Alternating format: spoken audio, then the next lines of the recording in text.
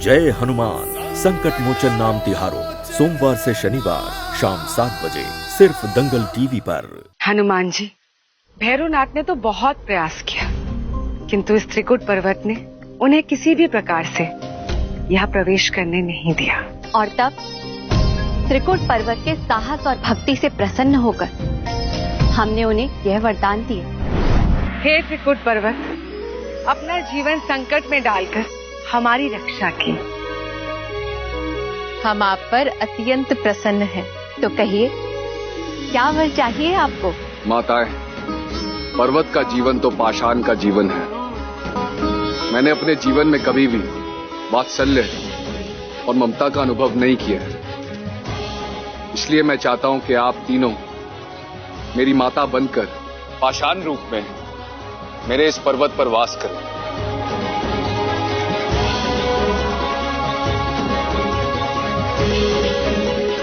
एवमस्तु।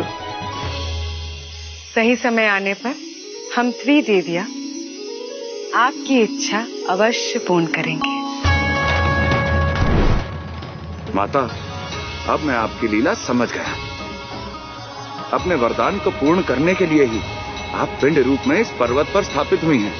हाँ हनुमान जी।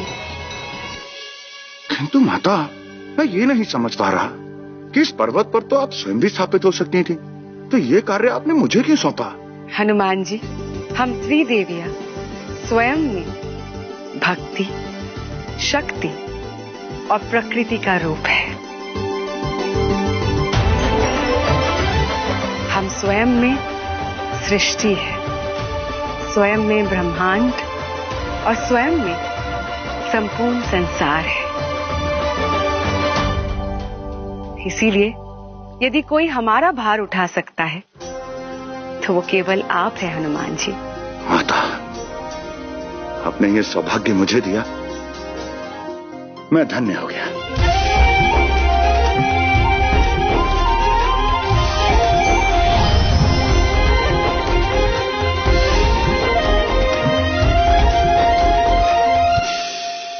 भैरवनाथ, सत्युग से तुम जो अधर्म करते आए, अब समय आ गया है उसके अंत का। अब मैं तुम्हें और अनर्थ नहीं करने दूंगा। किंतु सबसे पहले मुझे उस कन्या को ढूंढना होगा। जय श्री राम। आइए माता, आइए ना। माता, ये है मेरा श्रापित घर। हो सकता है आपके चरण पड़ने से इस घर के भाग्य बदल जाए।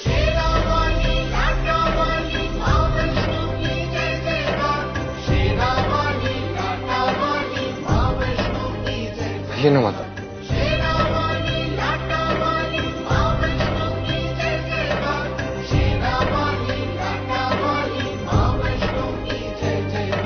सारे जग में सबसे प्यारा मां वैष्णो का है दरबार।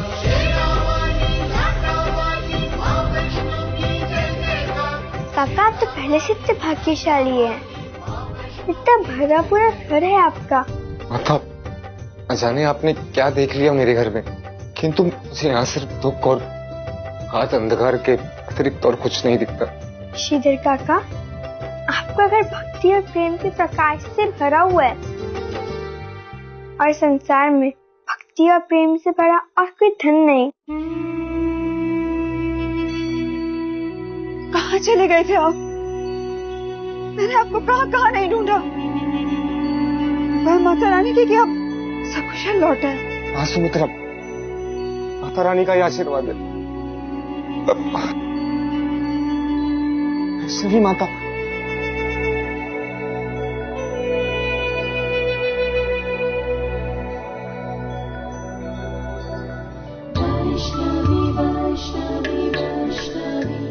वैष्णवी माता,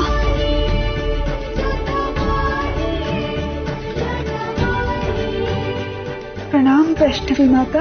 काकी, मैं कोई माता नहीं हूँ। किंतु सुमित्रा, माता के कारण ही आज मेरा जीवन बच पाया और मुझे माताओं की पूजा की विधि का सही ज्ञात भी हो गया। फिर तो मैं भी आपको माता रानी ही कहूंगी। आप आसन दें।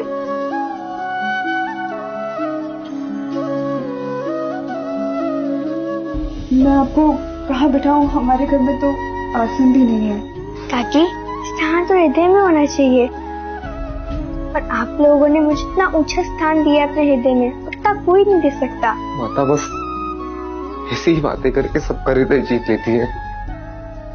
किंतु तुम क्या देख रही हो? माता के भोजन की व्यवस्था करो। हाँ, भोजन तो मैं पड़ोसियों के ऐसे कुछ लेकर आती हूँ। माता, मैं भी आपके लिए शीघ्र ही जल लेकर आता हूँ। काका, उसकी आवश्यकता नहीं है।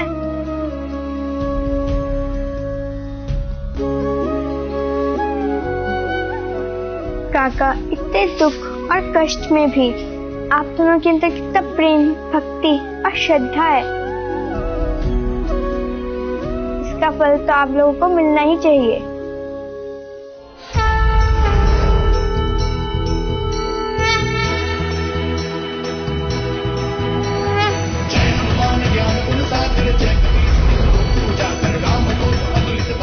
कहाँ हो सकती है वो कन्या? वो संसार में कहीं भी हो, मुझे उसे ढूंढना ही होगा।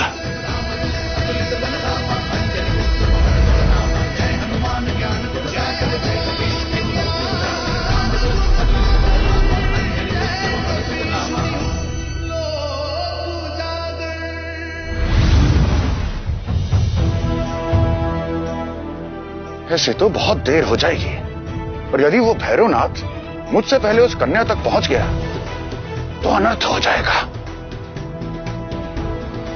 वो कन्या कोई साधारण कन्या नहीं, दिव्य रूप है उसका, और उसकी यही दिव्यता मुझे उस तक पहुंचने में सहायक होगी। जय श्री राम।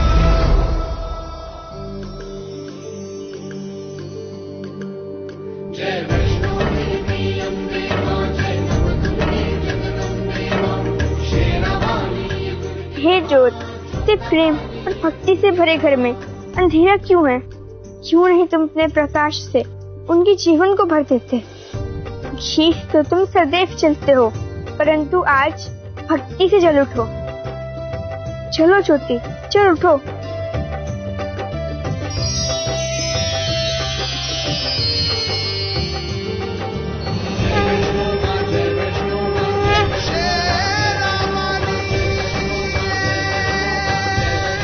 ज्योत, आपने केवल काकाशी तक के घर को प्रकाशित ही नहीं किया, अपितु उससे धन धान्य और सुख संपत्ति से भर दिया।